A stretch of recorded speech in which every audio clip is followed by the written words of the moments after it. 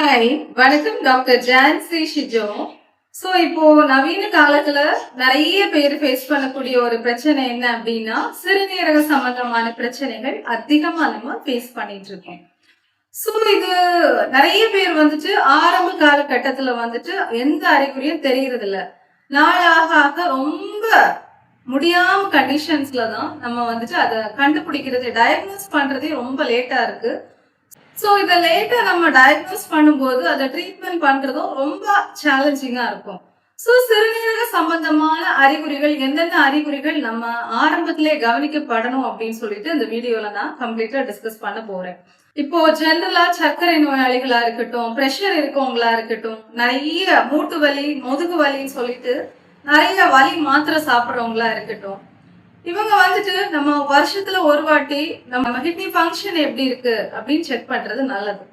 ஜெனரலா இப்போ ஒரு பிரஷர், சுகர் இருக்கிறவங்க நம்ம டேப்லெட்ஸ் டாக்டர்ஸ் கொடுக்கும்போது என்ன பண்றாங்க அப்படின்னா, ஒன்ஸ் ஆர் ட்வைஸ் டாக்டரை பார்த்துட்டு அதே டேப்லெட்டை வந்துட்டு நம்ம மெடிக்கல்ஸ்ல வாங்கி சாப்பிட்றது ஒரு பழக்கமா இருக்கு. ஸோ இந்த டேப்லெட்டை வந்துட்டு நம்ம மெடிக்கல்ஸ்ல சாப்பிடும் போது என்ன ஆகும் அப்படின்னா, சிலருக்கு அந்த டேப்லெட்ல பிரஷரோ சுகரோ கண்ட்ரோல்ல இருக்கலாம். சிலருக்கு பார்த்தோம்னா பிரஷர், சுகர் வந்துட்டு கண்ட்ரோல் இல்லாம இருக்கும், அதிகமா இருக்கும். சோ அப்படிப்பட்டவங்களுக்கு டாக்டர்ஸ நீங்க பாத்தீங்க அப்படின்னா ப்ராப்பரா டோசேஜ் வந்துட்டு தர போறாங்க. சோ இது எப்பவுமே நம்ம பேஷண்ட் சைட்ல பண்ணக்கூடிய மிஸ்டேக்ஸ் என்ன அப்படின்னா, டாக்டர் பார்க்காம மெடிசன்ஸ் எடுத்துட்டே இருப்பாங்க. அவங்களுக்கு வந்துட்டு கிட்னி பாதிக்கும், பிரஷர், சுகர் கண்ட்ரோல் இல்லாம கிட்னி பாதிச்சுட்டு இருக்கோம். இப்போ ஜெனரலா சுகர் இருக்கவங்களுக்கு நம்ம டயபெட்டிக் நெஃப்ரோபதி அப்படின்னு சொல்லுவோம். கிட்னி பாதிக்கும் போது பிரஷர் இருக்கவங்களுக்கு ஹைப்பர்டென்சிவ் நெஃப்ரோபதி அப்படின்னு சொல்லுவோம். சோ இப்படிப்பட்டவங்க கட்டாயம் வருஷத்துல ஒரு டெஸ்ட் பண்றது நல்லது, கிட்னி ஃபங்க்ஷன் டெஸ்ட் பண்றது நல்லது. சோ என்ன அறிகுறிகள் வந்துட்டு நமக்கு இருக்கும், அது கவனிக்கப்படணும் அப்படின்னா, ஆரம்பத்துல ஃபர்ஸ்ட் சொல்லக்கூடியது நம்ம யூரின்ல பாத்தீங்கன்னா நொரையா போகும். இப்போ நொரை போறது நார்மல் அப்படின்னு கேட்டா, லைட்டா போகுது அப்படின்னா அது நார்மல். நம்ம போயிட்டு கொஞ்ச நேரத்துல உடனே அது டிசப்பியர் ஆகிரும். இப்போ சோப்பு நொரை மாதிரி நொரை அதிகமா இருக்கும், ஈஸியா டிசப்பியர் ஆகாது. அப்படி இருந்துச்சு அப்படின்னா ஒரு நாள் 2 நாள் நம்ம பாத்துக்கலாம். ரெகுலரா இருக்கு அப்படின்னா புரோட்டீன்ல இது நொரை போயிட்டு இருக்கு அப்படின்னு அர்த்தம். அதாவது நம்ம கிட்னில ஃபில்டர் இருக்கும், அந்த வடிகட்டி தான் நம்ம ரத்தத்துல இருக்கக்கூடிய வேஸ்ட் எல்லாம் ஃபில்டர் பண்ணி வெளியே அனுப்பிச்சிட்டு நமக்கு தேவையான புரோட்டீன்ஸை நம்ம பிளட்ல நம்ம உடம்புக்கு வச்சுக்கோம். ஸோ இதுல என்ன ஆகும் அப்படின்னா, இந்த கிட்னியோட ஃபில்டர்ல ப்ராப்ளம் வரும்போது, ஃபில்டர் டேமேஜ் ஆகும்போது, ஃபில்டர் விரிசல் வரும்போது என்ன ஆகும் அப்படின்னா, நமக்கு உடம்புக்கு தேவையான புரோட்டீனுமே வெளியே போகும். நிறைய பேர் என்ன பண்ணுவாங்க, யூரின் போகும்போது நுரைய நம்ம கண்டுக்க மாட்டோம், நம்ம கவனிக்க மாட்டோம். இப்போ ஒரு நாள் 2 நாள் போகுது அப்படின்னா பிரச்சனை இல்லை. டெய்லி ரிப்பீட்டா எப்ப பார்த்தாலும் யூரின்ல நுரை போகுது அப்படின்னா நீங்க கிட்னி ஃபங்க்ஷன் டெஸ்ட் பாக்குறது ரொம்ப நல்லது. ரெண்டாவது பார்த்தோம்னா, இந்த நுரை அந்த புரோட்டீன் வெளியே போய் நிறைய பேருக்கு என்னன்னா ஒரு உடம்பு அசதி இருந்துகிட்டே இருக்கும். நம்ம வெயிட் குறையும், நம்ம பாடியோட மசில் பில்ட் பண்றதுக்கு புரோட்டீன் ரொம்ப தேவை. நம்ம ரெகுலரா ஃபங்க்ஷன் எனர்ஜெட்டிக்கா இருக்கணும்னா புரோட்டீன் தேவை. ஸோ இந்த புரோட்டீன் வெளியே போயிட்டே இருந்துச்சு அப்படின்னா நம்ம உடம்புல ஒரு அசதி இருக்கும். அசதிங்கிறது என்னன்னா, ஒரு 1 hour ரெஸ்ட் எடுத்தா கூட அந்த உடம்பு அசதி தீராது. நம்மளால சின்ன சின்ன ஒரு வேலை செஞ்சா கூட ரொம்ப அசதியா இருக்கும். ஸோ இது 2வது ஒரு அறிகுறி. 3வது பார்த்தோம்னா, நம்ம உடம்புல முகத்துல வீக்கம் இருக்கிறது, கால்ல வீக்கம் இருக்கிறது, கால் பாதத்துல, கால் அந்த மணிக்கட்டு பக்கம் வீக்கம் இருக்கிறது. இப்ப காலையில எந்திரிச்ச உடனே நம்ம கண்ணு பக்கம், கண்ணை சுத்தி வீக்கம் இருக்கிறது. சோ இது எல்லாமே என்னன்னா நம்ம உடம்புல நீர் சத்து தேங்கி இருக்கு அப்படின்னு அர்த்தம். இப்போ ஜெனரலா ஒரு நாளைக்கு நம்ம கிட்னி வந்துட்டு 150 இருந்து 180 லிட்டர் வந்துட்டு இந்த பிளட்டை வந்துட்டு ஃபில்டர் பண்ணி தேவையில்லாத வேஸ்ட் எல்லாம் போகும், தண்ணி தேவையில்லாத வெளியேற்றும், வேஸ்ட வெளியேற்றும். இந்த எப்போ நம்ம கிட்னியால அதை வெளியேற்ற முடியலையோ நம்ம உடம்புல வந்துட்டு நீர் தேங்கும் போது என்ன ஆகும் அப்படின்னா, நம்ம கை கால்ல வீங்கிறது, முகத்துல வீங்கிறது. இப்போ சிலருக்கு பார்த்தோம்னா, இப்போ ரொம்ப மிஷின்ல தைப்பாங்க, உட்காந்து தச்சுக்கிட்டே இருக்கிறவங்க, நின்றுகிட்டே இருக்கிறவங்க, இவங்களுக்கு கால் வீக்கிறது, சிலருக்கு டிராவல் பண்ணிட்டு வரும்போது கால் வீங்கிறது, இது வந்து ஜெனரலா நார்மல். சோ எப்பவுமே எனக்கு வீக்கம் இருக்கு, கை கால் வீக்கம் இருக்கு அப்படின்னு சொன்னா கண்டிப்பா டாக்டர் செக் பண்ணணும். அடுத்தது பார்த்தோம்னா யூரின் போகாம இருக்கும். இப்போ ஜெனரலா நார்மலா யூரின் போயிட்டு இருக்கோம். திடீர்னு பார்த்தோம்னா யூரின் வந்துட்டு ரொம்ப கம்மியா போகிறது. சோ யூரின் போறதுல ரொம்ப சிரமமா இருக்கிறது.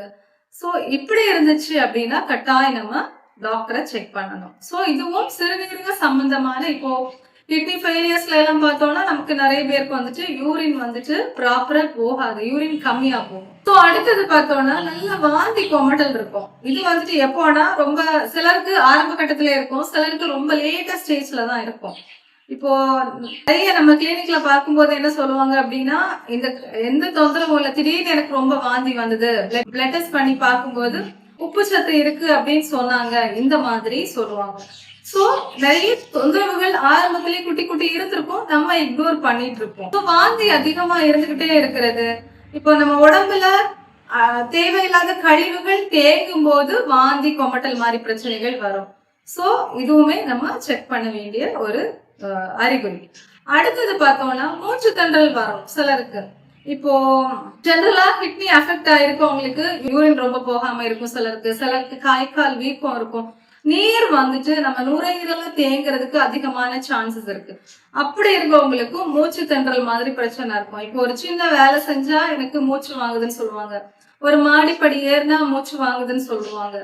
சோ ரொம்ப அதிகமான ஒரு மூச்சு திணறல் இருந்தாலும் சிறுநீரக தொந்தரவு இருக்கவங்களுக்கு அதிகமா இருக்கக்கூடிய ஒரு அறிகுறி.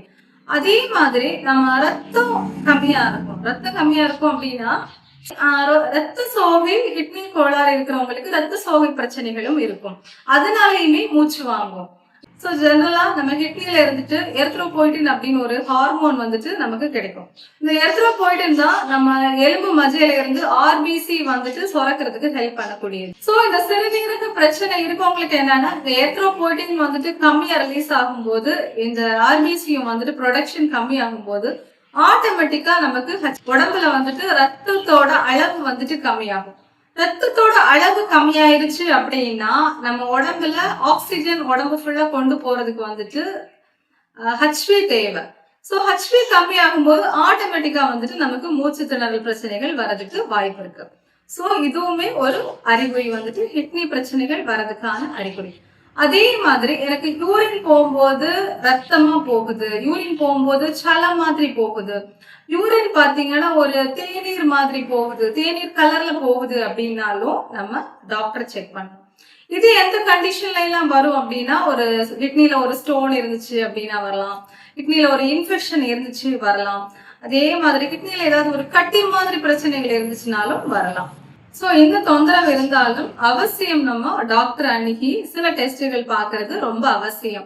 சோ பிரஷர் சுகர் இருக்கவங்க, ரொம்ப வலி மாத்திரை நான் சாப்பிட்டுட்டு இருக்கேன் அப்படின்னு சொல்றவங்க, சோ வலிக்கு நான் அடிக்கடி மாத்திரை சாப்பிட்றேன் அப்படின்னு சொல்றவங்க, ரொம்ப வெயிட் ரொம்ப அதிகமா இருக்கு, கொலஸ்ட்ரால் எல்லாமே இருக்கு அப்படின்னு சொல்றவங்க, வருஷத்துல ஒரு நாள், வருஷத்துல ஒரு வாட்டியாவது கட்டாயம் நம்ம யூரியா கிரியாட்டின் ஒரு ரீனல் ஃபங்க்ஷன் டெஸ்ட் பாக்குறது ரொம்ப நல்லது. சோ நான் சொன்ன அறிகுறியில ஏதாவது ஒண்ணு, அதாவது கை கால் வீக்கமா இருக்கு, கால் வீக்கம், முக வீக்கமா இருக்கட்டும், மூச்சு திணறலா இருக்கட்டும், யூரின் போகும்போது நுர போறதா இருக்கட்டும், யூரின் நல்லா போயிட்டு இருந்துச்சு திடீர்னு சடனா கம்மியா போகுது அப்படின்னு சொல்றதா இருக்கட்டும், யூரின் போகும்போது எனக்கு பிளட் போகுது, சலம் மாதிரி போகுதுன்னு சொல்றவங்களா இருக்கட்டும், இந்த மாதிரி தொந்தரவுகள் எல்லாம் இருந்துச்சு அப்படின்னா கட்டாயம் நம்ம இக்னோர் பண்ணாம ஆரம்பத்திலேயே நம்ம செக் பண்ணிட்டு நம்ம கண்டுபிடிச்சிட்டோம் அப்படின்னா நம்ம ட்ரீட்மெண்ட் பண்றது ரொம்ப ஈஸி.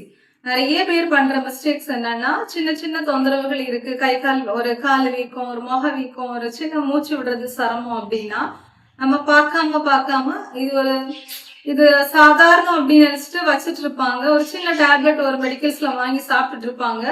இது ரொம்ப முடியாத கண்டிஷன், சுத்தமா யூரின் போல, என்னால மூச்சு சுத்தமா விட முடியலன்னு சொல்லிட்டு லாஸ்ட் ஸ்டேஜ்ல டாக்டர் கிட்ட வரும்போது டயாலிசிஸ் பண்ண வேண்டிய சிச்சுவேஷன்ஸ் தான் வரும். இப்போ சிறுநீரகம் ரொம்ப செயலிழந்து உப்பு சத்து இருந்துச்சுனாலுமே டயாலிசிஸ் பண்ண வேண்டிய சிச்சுவேஷன்ஸ் வந்துட்டு வந்துடும்.